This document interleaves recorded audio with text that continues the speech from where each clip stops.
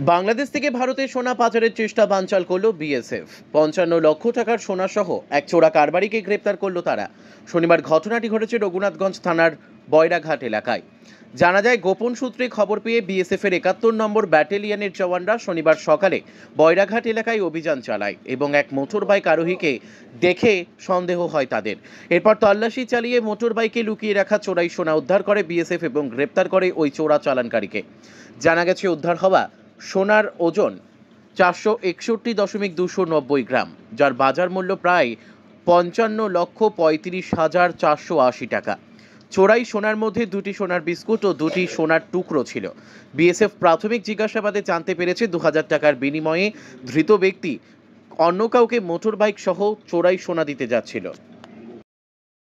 আজ তোতা শেখ নামক এক ব্যক্তিকে 71 ব্যাটালিয়ন বহরা ক্যাম্পের কাছে ভারতীয় সময় সকাল ৯টা নাগাদ তার কাছ থেকে ৪৬২ গ্রাম সোনা, যার আনুমানিক মূল্য ভারতীয় টাকায় ৫৫ লক্ষ টাকা, এবং একটি মোটরসাইকেল এবং একটি মোবাইল, তার সাথে ভারতীয় সিম সহ তাকে গ্রেপ্তার করে এবং পরবর্তীতে তাকে শুল্ক বিভাগের অধীনে তাকে হ্যান্ডওভার করে এবং শুল্ক বিভাগ বর্তমানে আজকে জঙ্গিপুর আদালতে মাননীয় ভারপ্রাপ্ত বিচারকের আন্ডারে প্রডিউস করে এবং বিচার শেষে তাকে 14 দিনের পুলিশি জেল হেফাজত দিয়েছেন। তাকে কতদিনে চেয়েছিল?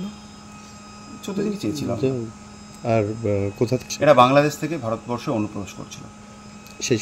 সেই সময় তাকে অ্যারেস্ট করা। কোন ক্যাম্পে ধরেছে? 71 ব্যাটালিয়ন বহরা ক্যাম্প। আপনি?